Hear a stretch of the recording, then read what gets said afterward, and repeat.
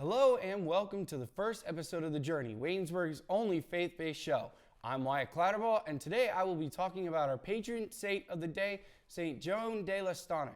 Lestonic was born in Bordeaux, France in 1556, got married in 1573 at the age of 17, and during her marriage had 4 children. Tragedy struck in 1597 when her husband passed away when she was 41 years old. After her husband's death, she raised her children properly, then decided to enter the Cistercian monastery, where she would then be forced to leave the Cistercians due to her poor health.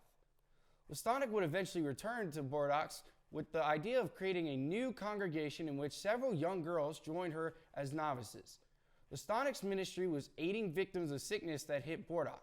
After aiding in the plague, she was met by 2 elderly Jesuits that helped and aid her in the establishment of a female-only cloistered community, which established Campagne de Notre Dame of Bordeaux. Lestonic died in 1649 on February 2nd at the age of 93. She was canonized by Pope Pius XII in 1949, with her feast day being on February 2nd. Lestonic is the patron saint of abuse victims, people rejected by religious orders, and widows. In our prayer to Saint Joan de Lestonic, dear God, when life is not going my way, I want other people to make it right again. I sometimes choose to shower my unhappiness on whoever I meet. Help me to concentrate on your blessings this day so that I can be an inspiration to others and reflect my faith in you. That's all for your patron saint of the day. Don't go anywhere. Meg Berry will be on with words of encouragement next. I'm Wyatt Clatterbaugh, and thank you for watching The Journey. God bless.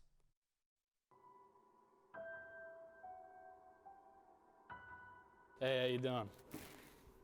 Excited to be here.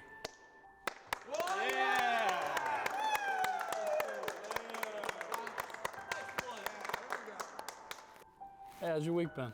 It's been okay. Oh, nice. Yeah!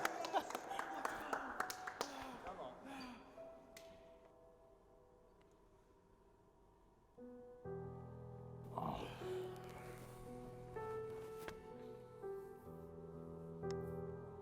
Hope everything else outside of basketball is good. Yeah! Yeah! Yeah!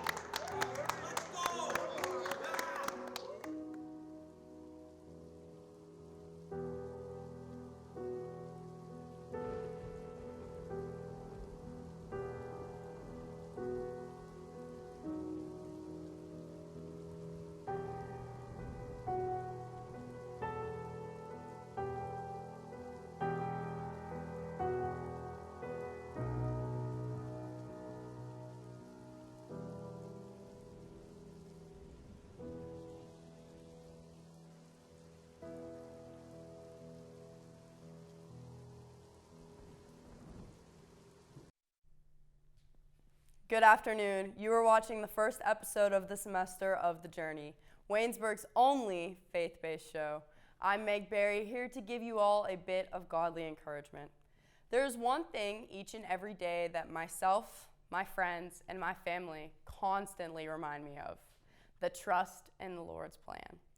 That is a very simple statement, but that small phrase, trust in the Lord's plan, has many different components behind it. Before I get into the extreme details, a quick story for you all. This summer, I was blessed with an amazing opportunity to go out into God's beautiful creation and spread His word. So I lived in Custer State Park, South Dakota all summer, building a ministry with amazing lifelong friends. So for all of my Sodak friends, this bit of encouragement might sound a bit familiar. Back to the keys of that easy statement: trust in the Lord's plan. The very first thing you must do is step away from control of our lives. Once we can allow the Lord to be in control, that is when we truly can see the beautiful things the Lord has intended for us to experience. Matthew chapter 10, verse 39 says, "If you cling to your life, you will lose it. But if you give up your life to me, you will find it."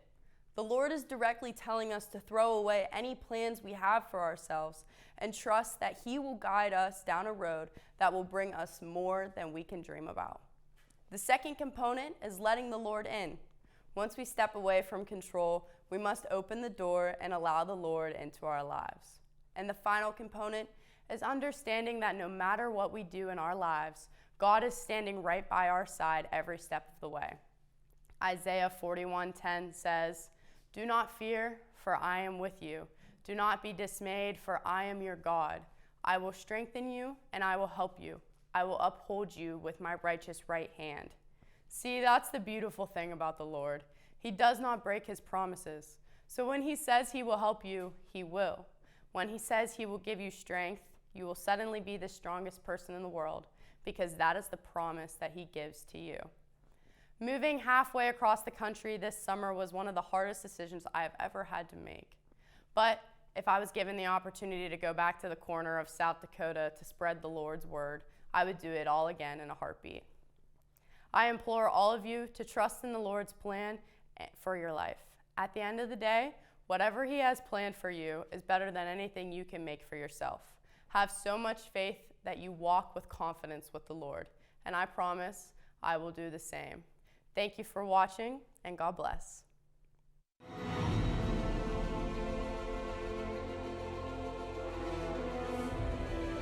This has been a production of Waynesburg Community Television.